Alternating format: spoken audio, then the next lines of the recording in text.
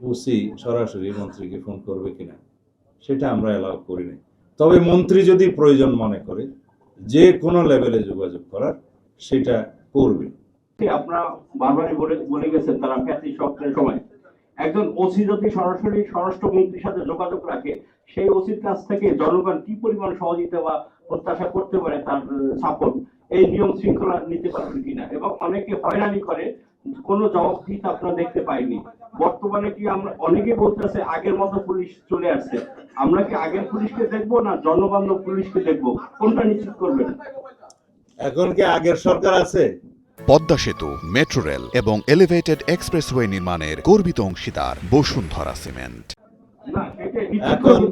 এখন জনগণের সরকার এবং একটি সুষ্ঠু, নিরপেক্ষ, গ্রহণযোগ্য, বিশ্ব স্বীকৃত নির্বাচনের মধ্য দিয়ে গণতান্ত্রিক রাজনৈতিক সরকার প্রতিষ্ঠিত হয়েছে। সুতরাং আগের সাথে তুলনা করলে চলবে না। দ্বিতীয়ত, আমি প্রথম দিনেই মন্ত্রণালয়ে যোগদান করার পরে আপনাদের নিশ্চয়ই মনে আছে বলেছি যে চেইন অফ কমান্ড থাকতে হবে, স্টাবলিশ করতে হবে। এখন যে প্রশ্ন আপনি তুললেন যে একজন ওসি সরাসরি মন্ত্রীকে ফোন করবে কিনা, সেটা আমরা অ্যালাউ করি নাই।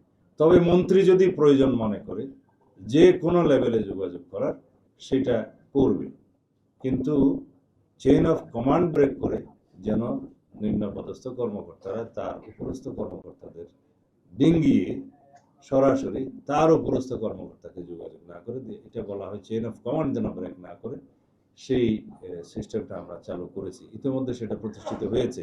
এই মেসেজ আমাদের ডিপার্টমেন্টের সবার কাছে গিয়েছে। তবে পুলিশ কমিশনার বা আইজিপি যদি মনে করে যে কোনো লেভেলে উনি যোগাযোগ করবেন, সেটা করতে হবে, কাজের প্রয়োজন।